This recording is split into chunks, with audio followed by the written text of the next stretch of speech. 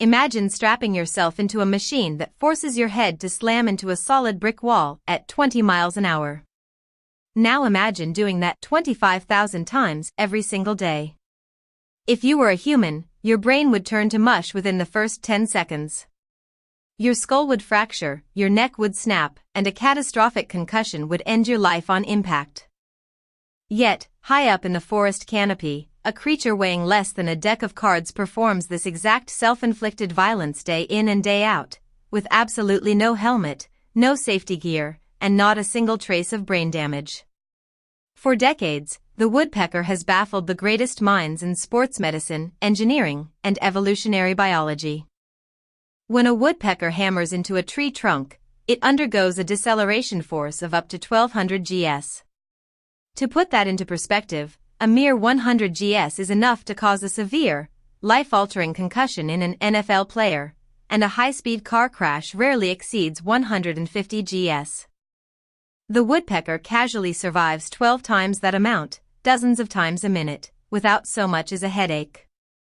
How this tiny bird cheats death with every single strike is one of nature's most brilliant masterclasses in biological engineering, and the secret isn't at all what you think. To truly understand how the woodpecker pulls off this daily miracle, we first have to understand what a concussion actually is, and why the human brain is so agonizingly fragile. A concussion doesn't happen just because your head hits something hard. It happens because of what happens inside your skull.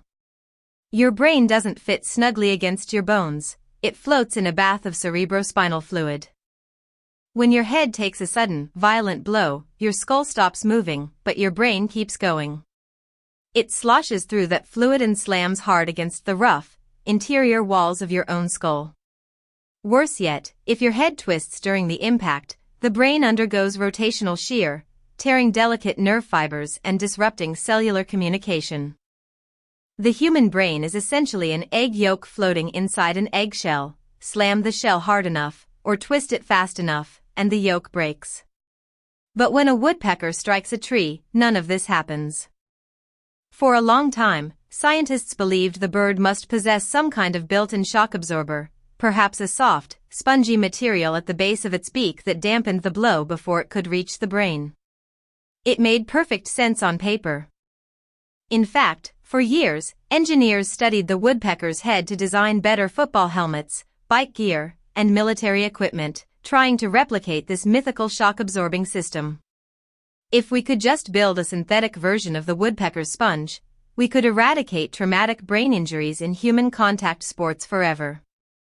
However, recent breakthrough studies utilizing high-speed cameras, microcomputed tomography scans, and advanced biomechanical modeling shattered this theory entirely.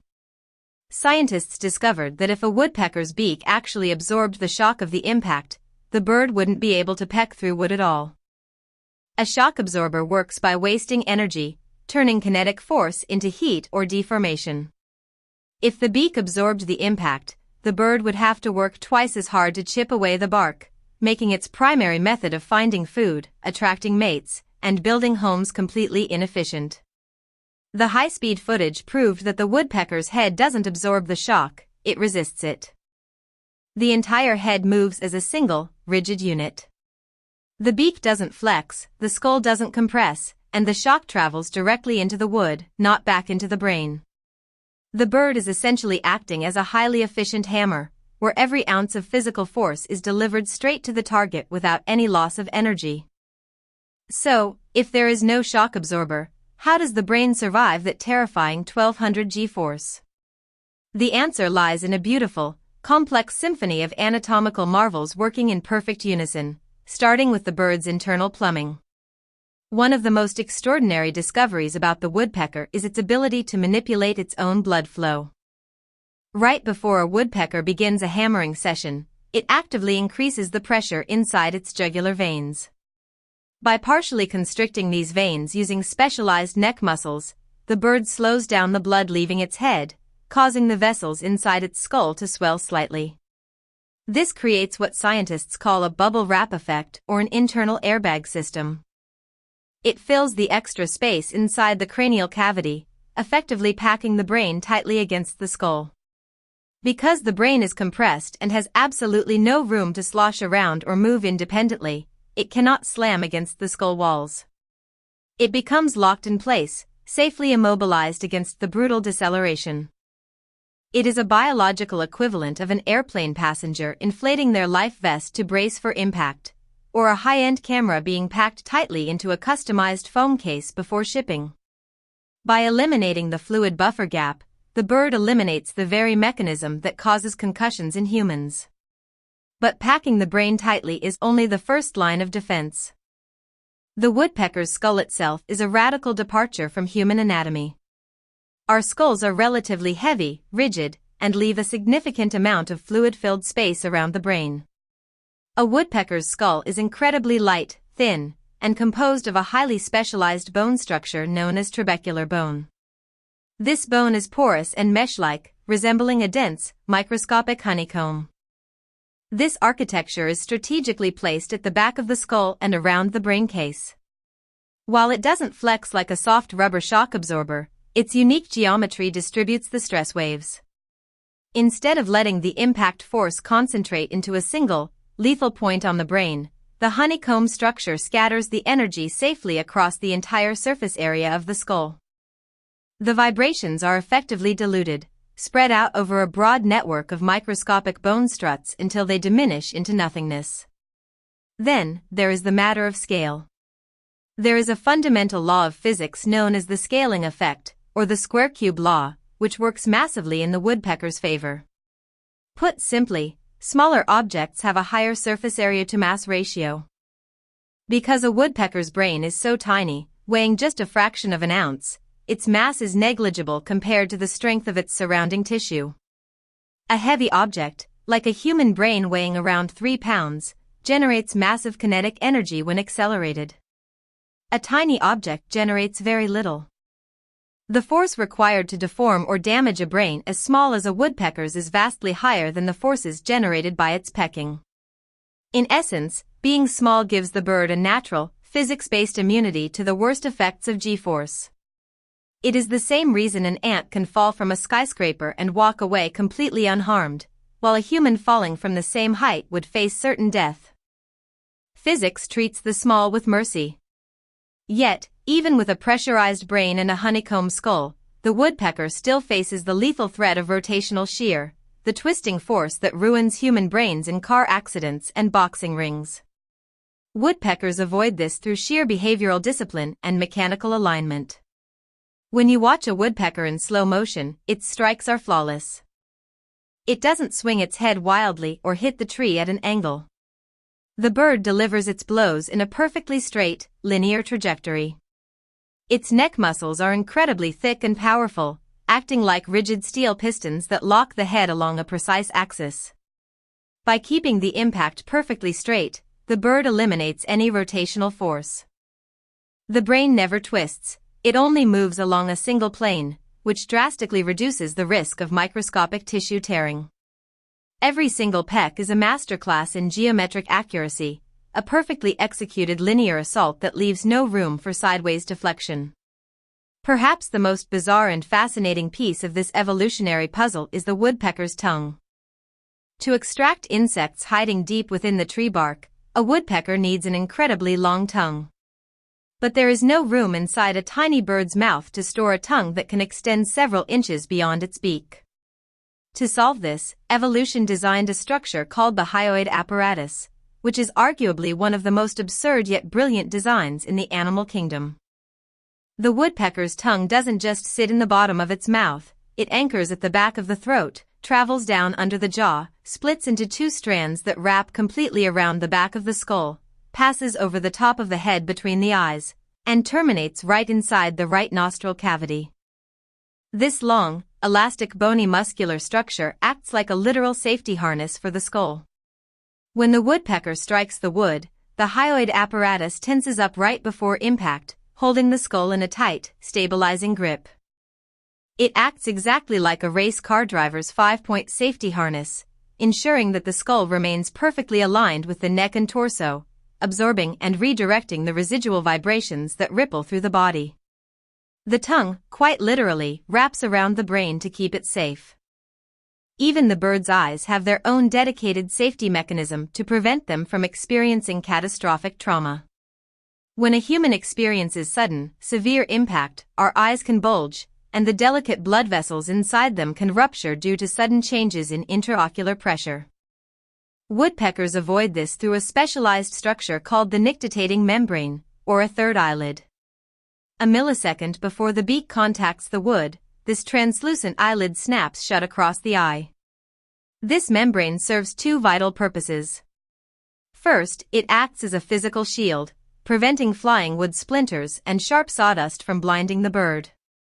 Second, and more importantly, it holds the eyeball firmly within its socket like a tight compression sleeve.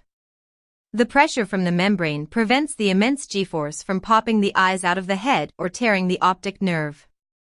The bird is essentially closing its eyes to the danger, relying on millisecond perfect timing to protect its vision while maintaining total stability within the eye sockets. But the adaptation doesn't stop at the skull and the eyes, it extends all the way down to the bird's feet and tail feathers. A woodpecker cannot peck effectively if it is slipping or sliding on the bark. To maintain its rigid, piston-like trajectory, it needs a rock-solid foundation. Most birds have 3 toes facing forward and 1 facing backward, but woodpeckers possess what is known as a zygodactyl foot configuration. They have 2 toes pointing forward and 2 pointing backward, equipped with razor-sharp, curved talons.